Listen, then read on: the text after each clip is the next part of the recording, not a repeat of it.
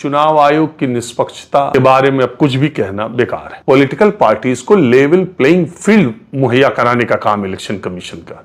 अब आप बताइए, परसों चुनाव होना है और फ्राइडे के अकाउंट में अगर 12 लाख महिलाओं के अकाउंट में 10,000 आया है और वो पांच महिला से कहती है कि मेरे 10,000 आ गए, तुम्हारे कब आएंगे? मेरे तो नहीं कहे, तुम्हारे अगले आ जाएंगे, नीतीश जी की सरकार रहेगी। तो 1 करोड़ 10 लाख के अकाउंट में आप पैसे डाल रहे हो और उसको एक महिला 4 महिला से कम कह रही है, तो 4 करोड़ तक जा रहा है ना बात। और इलेक्शन कमीशन मूक दर्शक बन करके यहाँ अशोक रोड पर बैठ करके तमाशा देख रहा है। चुनाव आयोग पे जो बधेरे सवाल उठ रहे हैं, क्या इनमें इतनी हिम्मत अब बच गई है कि बिहार में दोबारा वो चुनाव करा सकते हैं?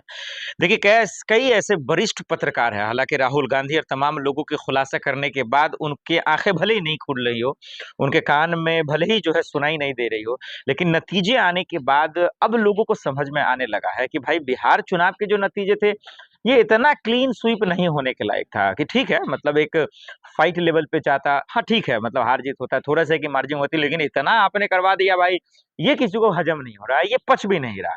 तो उसके बाद लाजमी है कि लोग तलाशेंगे, लोग खोजेंगे कि भाई कहाँ गलतियां हुई, कहाँ चूक हुई। तो ये सवाल उठना शुरू हो गया। अब आइए हम सबूत आपको दे रहे हैं और सबूत के बिहाफ पे बात करते हैं। और उसके बाद जो चुनाव आयोग पे सवाल उठ रहे हैं, ज्ञानेश जी को कुर्सी से हटाने की जो बातें हो रही हैं, वो कितना लाजमी है, कितना सही है, फिर आप खुद फैसला कीजिएगा। देखिए कि वरिष्ठ पत्रकार क्या कुछ करे, वो समझिए आप। तो एक बीजेपी के कार्यकर्ता आते हैं और बोलते हैं भैया हम आपको रिपोर्टर्स अफेयर में देखे हैं। तो ऐसे ही करते हुए हम लोगों की इसी चीज पर हम लोगों की बातचीत शुरू हुई और बातचीत करते करते वो अचानक मुझको ये बोले, अरे भैया हम 2 जगह वोट डाले। मैंने कहा 2 जगह वोट डाले कैसे? कह रहे अरे पहला हमारा वोट था पटना में, हमारे एक आधार कार्ड पर 2 जगह वोट पर्ची आ गया। एक पटना में जो हमारे घर है वहां पर आ गया पर्ची, दूसरा हमारा जो गांव है वहां पर भी हमारा पर्ची आ गया। तो मैंने कहा तो फिर? तो बताया कि हम फटाफट सुबह पहुंचे, अर्ली मॉर्निंग पहुंचे, 8 सवा 8 पहुंचे, फटाफट से हम देखे और कमल का निशान देखे, ठप से मारे और उसके बाद भागे वहां से। और भागकर 5 किलोमीटर दूर हमारा गांव है, वहां पहुंचे। वहां हम अपनी मम्मी से मिले। मम्मी ने बताया कि अरे बेटा तुम्हारा पर्ची आया हुआ है, तुम पर्ची लेके भागे सोनपुर में, वहां पर जो वोटिंग सेंटर है वहां पर गए और वहां पर भी वोट डाल दिया। तो मैंने कहा यार एक बात बताओ कि तुमने 2 जगह वोट डाला, एक जगह जहां पर तुमने पहली बार वोट डाला वहां पर जरूर तुम्हारे उंगली पर जो है वो स्याही लगी होगी, इंक लगी होगी इलेक्शन कमीशन की, तो देखा नहीं, रोका नहीं, तुमको मना नहीं किया? अरे देखता कैसे, पहचानता कैसे, हम तो मिटा दिए थे। मैंने कहा मिटा दिए थे? तो कैसे मिटाए? बोले अरे भैया बहुत आसान है, लोग पानी से मिटाता है, लोग साबुन से मिटाता है, हम मिटाए हैं पपीता का पत्ता तोड़कर उसमें से जो दूध निकलता है उसको अपने हाथ पर रगड़े और इतना जोर कर रगड़ते रहे और नीला स्याही मिट गया। मैंने कहा अरे ये नीला स्याही मिट गया तो उसमें से हल्का भी नहीं बचा, हल्का नीलापन भी नहीं दिख रहा था उंगली पर? कहते बिल्कुल नहीं दिख रहा था। तो आज सभी दर्शकों को यह बताया जाए और इलेक्शन कमीशन भी ये जाने कि बिहार में कई लोगों ने, उन्होंने ये भी बताया मुझे, उस कार्यकर्ता ने ये भी बताया कि कई लोगों ने जो है पपीते का पत्ता तोड़ने के बाद जो व्हाइट कलर का पानी निकलता है, जो जिसको व्हाइट दूध कहा जाता है यहाँ पर, उसका इस्तेमाल लोगों ने किया है और इंक को, स्याही को मिटाया है। उनमें से वो एक बीजेपी के कार्यकर्ता वहां पर बीजेपी दफ्तर पर मौजूद थे और मिटाने के बाद वो फटाफट गए और एक बार यानी पटना में उनके हाथ पर लगी थी नीली स्याही और जब वो अपने गांव गए वोट डालने के लिए तो उनके हाथ पर लगी थी काली स्याही।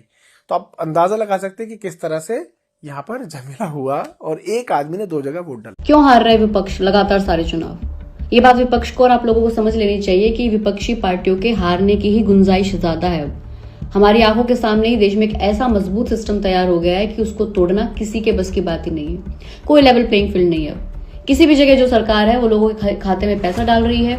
मॉडल कोड ऑफ कंडक्ट लागू है, तब भी लोगों के खाते में पैसा आ रहा है। पहले चरण के चुनाव के बाद भी आ रहा है। ये पैसा तो 5 साल में कभी भी दिया जा सकता था, लेकिन चुनाव के दौरान ही क्यों? क्या विपक्ष पैसा डाल सकता है ऐसे लोगों के खाते में? नहीं। और इलेक्शन कमीशन बिल्कुल इस पर आपत्ति जता सकता था, पर कैसा हुआ? नहीं।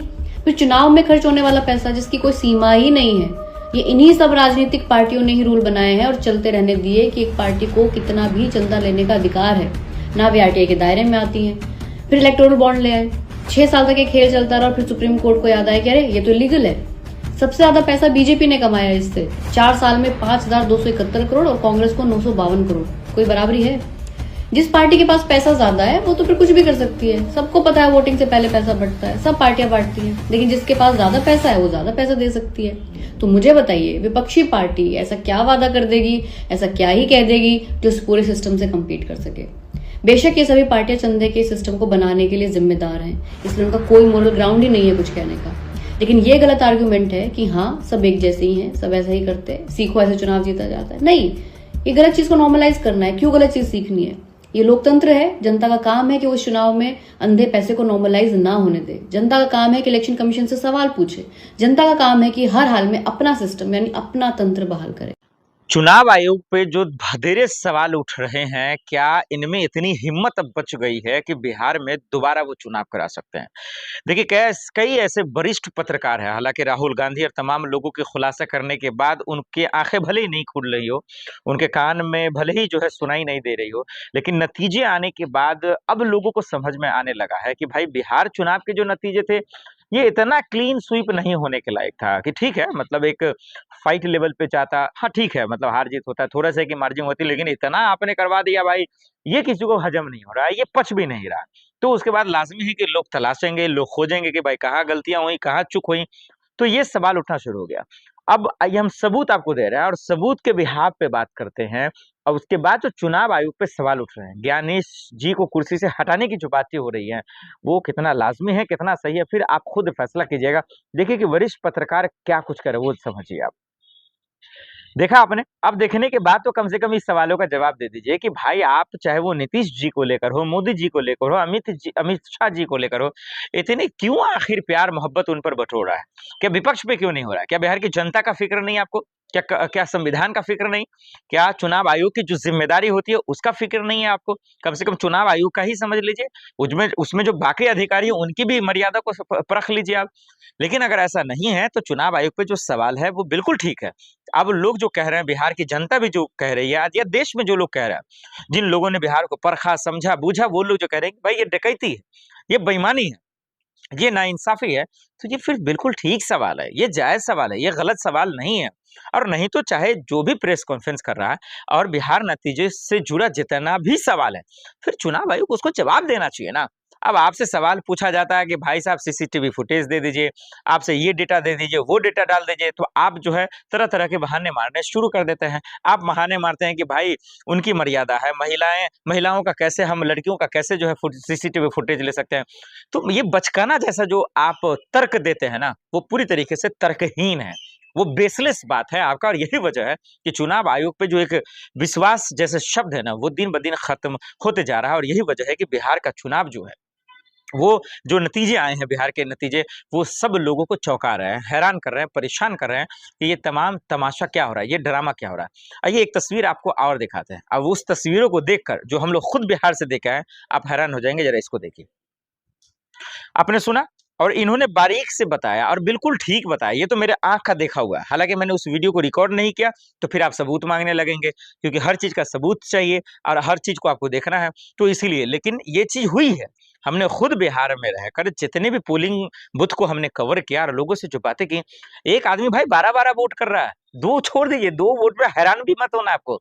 और मैं पूछ रहा हूं तो मुझे वो ट्रिक बता रहा है। अभी इसमें जिस तरीके का वो ट्रिक बताया, वो ट्रिक उन्होंने नहीं बताया। वो बताया कि भाई ये जो फिंगर है, जैसे कि देखिए हम वोट किए हुए हैं तो अभी भी थोड़ी सी निशान है, वो क्लीन कर लेता है। कैसे? कोई पेट्रोल से कर लेता है, कोई किसी चीज से कर लेता है, कोई तेजाब से कर लेता है। मतलब उसके पास इतना दिमाग है, मास्टरमाइंड। तो सोचिए, ये जो तैयार किया गया है, लोगों को रखा गया है, इसके पीछे कौन है, ये आप खुद समझिए। ये सवाल कौन देगा? क्या बीजेपी सवाल का जवाब देगा या नीतीश जी देंगे? चुनाव आयोग ही देगा ना। तो बड़ा सवाल है। इन दोनों वीडियो को देखने के बाद कम से कम चुनाव आयोग इतना ही बोल दे, या नहीं बोल सकता तो ये बता दे कि बिहार में दोबारा चुनाव करें या ना करें, वोट को रद्द करें, अपना ना करें गिनती को, लेकिन बता दे कि कम से कम जो घपलेबाजी हो रही है और जो डेटा सामने लोगों के आ रहा है कि 5 से 6 ऐसे विधायक हैं जिसका जो नंबरिंग है जीतने का, जो डिजिट है वो सेम है लगभग, वो आखिर ऐसा क्यों है?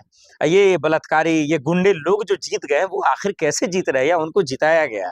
तो बहुत बड़ा सवाल है। शपथ की तैयारियां चल रही हैं और देखिए बीबीसी की पत्रकार लोग भी हैं, वो भी बजप्ता बता रही हैं कि कैसे चोरी हो रही है, चोरी कैसे चुनाव आयोग करवा रहा है और इसका पूरी तरीके से सिस्टम को हाईजेक कैसे किया गया। ये तमाम चीजें खुद ही ये तमाम पत्रकार लोग बता रहे हैं, लेकिन इसके बावजूद अगर चुनाव आयोग का दिमाग नहीं खुलता है तो फिर समझिए बहुत अफसोस की बात है और बिहार वालों को जागने की बहुत जरूरत है।